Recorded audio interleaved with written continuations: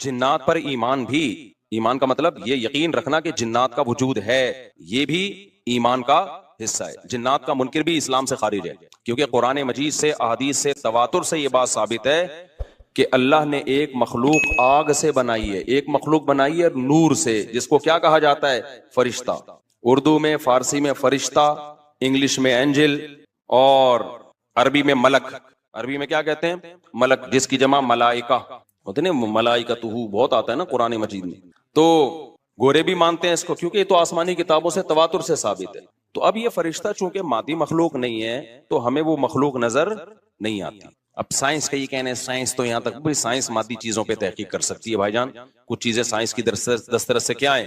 خارج ہیں۔ اگر وہ دلائل سے ثابت ہو جائیں، دوسرے دلائل سے، تو ان کو مان لیا جائے، نہیں ثابت ہو تو نہیں مانا جائے۔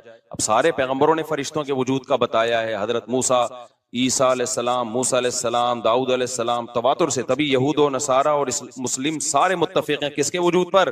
فرشتوں کے۔ اسی طرح اللہ نے ایک مخلوق کو آگ سے بنایا، اس کو کیا کہا جاتا ہے؟ جن۔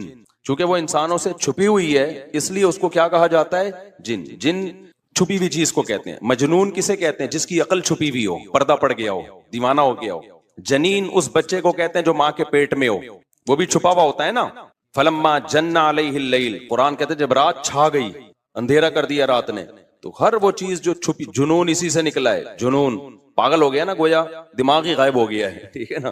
تو ہر وہ چیز جو چھپی ہوئی ہوتی ہے نا، اس میں جیم ڈبل نون والا مادہ پایا جاتا ہے۔ تو جن کو بھی جن اس لیے کہتے ہیں کہ وہ ہوتا ہے لیکن نظر، بولو، نہیں آتا۔ تو اس کے بارے میں ہمارا عقیدہ کیا ہے جو اسلام نے ہمیں بتایا ہے؟ بھائی جنات بھی مکلف ہیں اعمال کے، ان میں اچھے بھی ہوتے ہیں اور ان میں برے بھی ہوتے ہیں۔ البتہ شیطان ایک ایسا جن ہے جو برا ہے، ہر جن برا نہیں ہوتا، لیکن شیطان ایک برا جن تھا جو اڑ گیا تھا نا، پڈے ماضی میں لگا تھا اور قیامت تک اڑا ہی رہے گا، اس کی نسل بھی ایسا ہی ہے۔ لیکن جنات میں اچھے بھی ہوتے ہیں اور جنات میں برے بھی ہوتے ہیں۔ جنات تعلیم کہاں سے لیتے ہیں؟ انسانوں سے لیتے ہیں۔ جنات میں کوئی الگ سے پیغمبر نہیں آتے، انسانوں ہی کو اللہ نے یہ فضیلت دی ہے کہ جنات فالو کس کو کریں گے؟ انسانوں کو۔ تبھی جتنے مذہب انسانوں میں ہے نا، اتنے ہی مذہب کس میں ہیں؟ جن اگر میرا بیان سنتے ہیں تو 20 رکعت تراویح کے قائل ہو جاتے ہیں، کسی اہل حدیث کا بیان سنیں گے تو 8 کے قائل ہو جاتے ہیں، جہلم والی سرکار کا بیان سنیں گے تو جنوں کی بیویاں عدالت سے جا کے ان کی عدالتوں سے خلا لے رہی ہوتی ہیں کہ وہ شوہر جن شوہر دینے پر راضی نہیں ہوتا۔ وہ سارے جھگڑے جو انسانوں میں ہے نا، جن میں ہو سکتا ہے کچھ 4 شادیاں کرتے ہوں جو میرا بیان سنتے ہو اور پٹ بھی رہے ہوں جنیوں سے، چڑیلوں سے، اور جن میں ایسے بھی ہوں گے جو 1 کے قائل ہوں گے۔ تو جتنے، اب مجھے نہیں پتا جنات کو 4 کی اجازت ہے کہ 1 کی ہے، یہ کچھ مسائل ہو سکتا ہے جنات کی ہم سے ڈیفرنٹ ہوں، لیکن بہرحال تو حدیث سے ہمیں یہ پتا چلتا ہے بھائی ایک مخلوق ہے جسے کیا کہا جاتا ہے؟ جن کہا جاتا ہے۔ وہ ہے، اس کا وجود ہے، اور چونکہ وہ ہو سکتا ہے یہاں بھی کچھ جنات بیٹھے ہوئے ہوں، اگر وہ آپ کہیں وہ بیٹھے ہوئے کیوں بھائی؟ وہ کھڑے ہو گئے تو سب آپ لیٹے ہوئے ہوں گے پھر یہاں پہ، اس لیے ان کو بیٹھے ہی رہنے دو۔ میں اکثر چٹکلا سناتا ہوں نا، وہ پرانا ہو گیا لیکن کیا کریں، ایک آدمی کو کسی نے بتایا یہ فلیٹ پرانا ہے، خالی ہے، یہاں جنات ہیں، ادھر نہیں جانا، وہ فنٹر بنا ہوا ہے۔ میں چل جن ون کی ایسی کی تیسی گیا، بیل بجائی، بندہ باہر نکلا نا، اب الٹے پاؤں اس کے آنکھیں گول گول، تو پھر بھی اس میں بڑا کانفیڈنٹلی نا اس نے کہا کوئی ڈرتا ورتا نہیں بھائی صاحب، آپ میں نے سنا یہاں کوئی جنات ہیں؟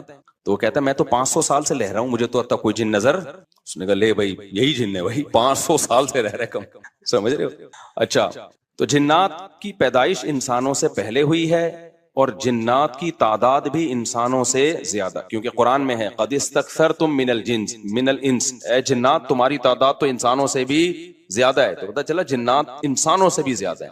تو ان میں اچھے بھی ہوتے ہیں، برے بھی ہوتے ہیں، ہری پگڑی والے بھی ہوتے ہیں، سفید پگڑی والے بھی ہوتے ہیں، دیوبندی بھی، بریلوی بھی، قادیانی بھی، ہندو بھی، ہر طرح کے فرقے، کیونکہ یہ تعلیم کہاں سے لیتے ہیں؟ انسانوں سے۔ تو جتنے مولویوں کی جتنی قسمیں ہیں نا، سب سے زیادہ قسمیں تو پاکستان میں پائی جاتی ہیں، جتنی قسم کے مولوی ہیں جس ملک میں ہوں گے اتنے ہی قسم کے فرقے بھی اس ملک میں جنات میں بھی ہوں گے، کیونکہ یہ تعلیم کس سے لے رہے ہوتے ہیں؟ میں نے بتایا انسانوں سے۔ دوسرا، ان میں ایک مسئلہ ہے، ان میں شر کا عنصر خیر سے زیادہ غالب ہے۔ انسان کی جو نیچر ہے نا، انسان کی نیچر یہ ہے کہ انسان کی نیچر میں خیر زیادہ غالب ہے، شر مغلوب ہے۔ انسانوں میں اچھے بائی نیچر اچھے زیادہ ہوتے ہیں، برے کم۔ ہر انسان جھوٹ کو ناپسند کرتا ہے لیکن کچھ پھیکو بھی ہوتے ہیں، ہر انسان چوری کو ناپسند کرتا ہے لیکن کچھ چور بھی ہوتے ہیں. لیکن جنات کا معاملہ الٹا ہے, ان میں شر کا عنصر خیر سے, یہ سرکشی, آگ میں سرکشی ہے نا, تو ظاہر ہے ہمیں اللہ نے مٹی سے بنایا, مٹی میں کیا ہے, تواضع, تو حق سن کے چپ ہو جانا چاہیے انسان. ہو جاتے ہیں ہاں کچھ شیطان قسم کے ہوتے ہیں وہ چپ نہیں ہوتے, لیکن نارملی انسان کو جب صحیح بات پتہ چلتی ہے وہ کیا ہو جاتا ہے, چپ. مٹی ہے تو مٹی والی خاصیت اس میں ہے. جنات میں آگ سے بنے تو, اور آگ بھی شعلے مارتی ہوئی, تو اس لیے جنات کی طبیعت میں سرکشی زیادہ ہے. ایک بات یہ ہوگی. دوسری بات کیا ہوگی بھائی, جنات جو ہے نا, جنات یہ انسان سے زیادہ طاقتور ہوتے ہیں, لیکن مرعوب ہوتے ہیں یہ انسان سے.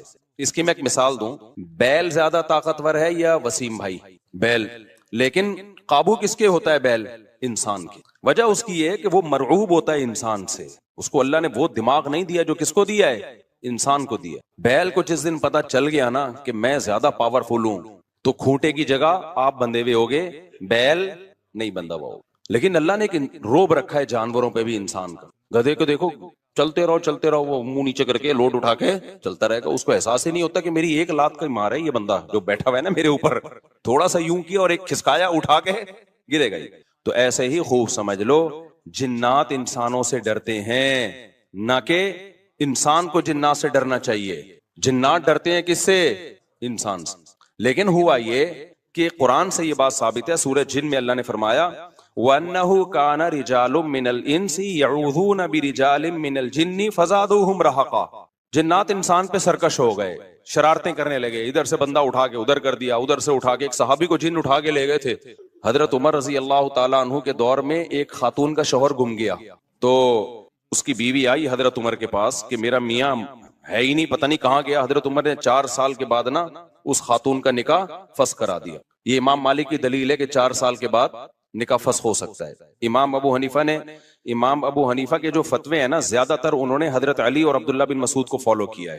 وجہ اس کی یہ کہ وہ کہتے تھے کہ, یعنی جو اس بارے میں حناف کہتے تھے, حضرت علی نے تینوں خلفاء کا زمانہ بھی دیکھا ہے اور نبی کا زمانہ بھی, تو ان کا علم باقی تینوں خلفاء سے زیادہ ہے. اس لیے فقہ حنفی میں حضرت علی اور عبداللہ بن مسعود کو بہت ترجیح دی گئی ہے.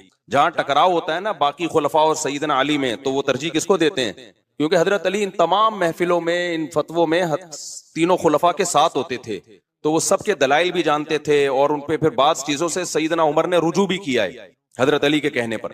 تو عمر کم تھی نا, علم حاصل کرنے کا موقع ان کو زیادہ ملا.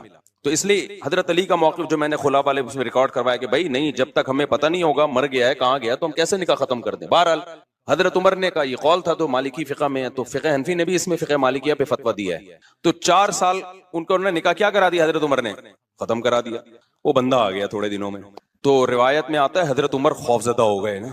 ٹھیک ہے بھائی, ایک بندہ کہہ رہا ہے میری بیوی آپ نے کسی اور کو کیسے دے دی. تو حضرت عمر نے پھر کہا بھائی اب تمہارے پاس 2 آپشن ہیں, یا تو تمہاری بیوی ہم تمہارے حوالے کر دیتے ہیں, یا پھر مہر لے لو, اس کو طلاق دے دو.